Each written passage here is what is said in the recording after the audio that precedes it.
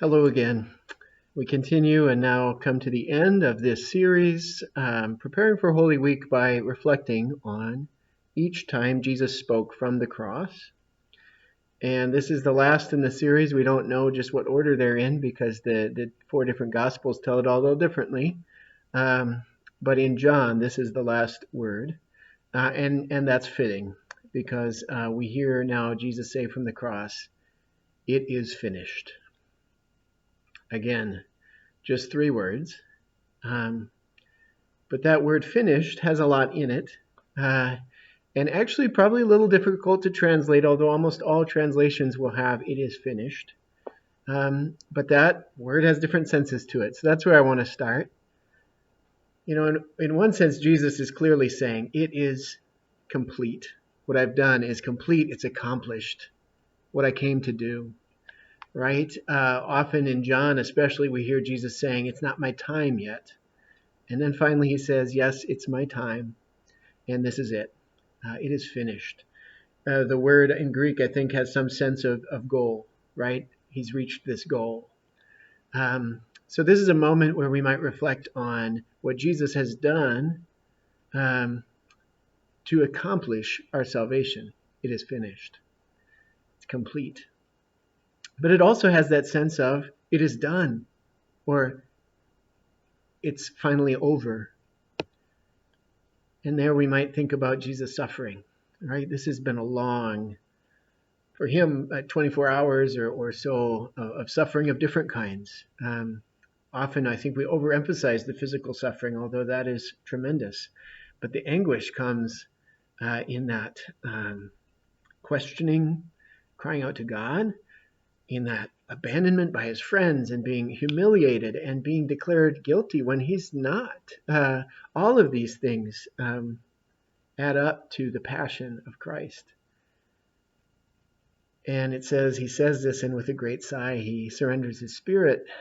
It's finally done. It's over. I think you and I can relate to that, especially if we've walked with someone who is dying and has been suffering.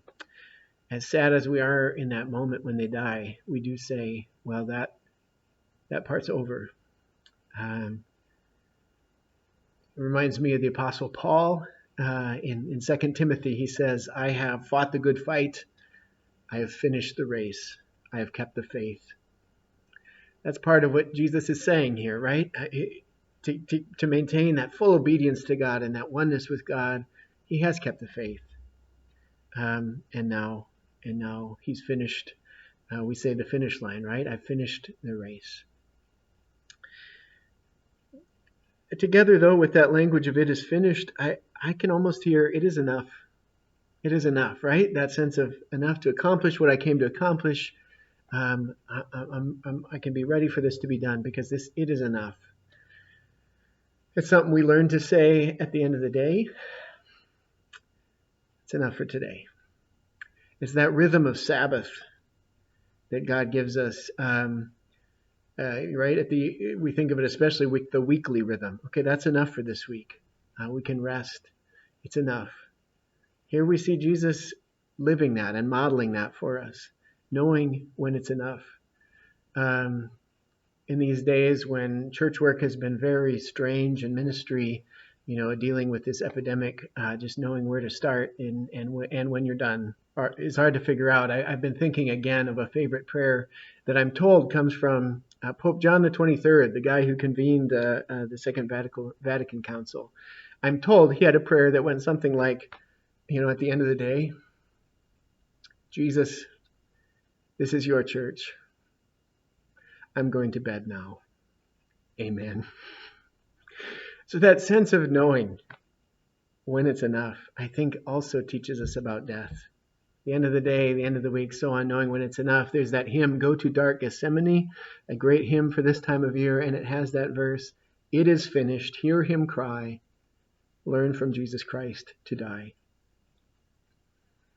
And so I think maybe all those themes can come together here a little bit. I think none of us are going to be ready to die, but for knowing what Christ has done for us. So what Christ has accomplished and standing with him as he faces death and pondering that moment for ourselves, those things come together. Will we be able to say it is finished? It's enough. It's over. It's accomplished. Yes, because of what Christ has done for us. But these are fitting words to end with. It is finished because they just invite the reflection. Well, what's finished and what's not finished? What's done in this moment? Done once and for all time. And what's not done?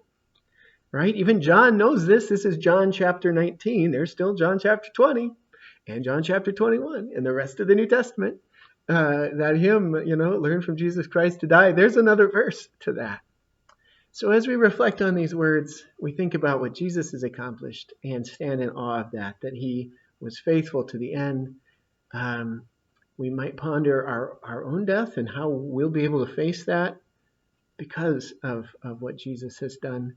But it's also a great way to lean into the Easter story that we know is coming and say some things are finished in this moment and others are not. And some things, as we ponder eternity, some things aren't going to be finished in that sense of over and done. So with that reflection, I do wish you a blessed celebration of Holy Week and of Easter. Peace, the peace of Christ be with you all. Amen.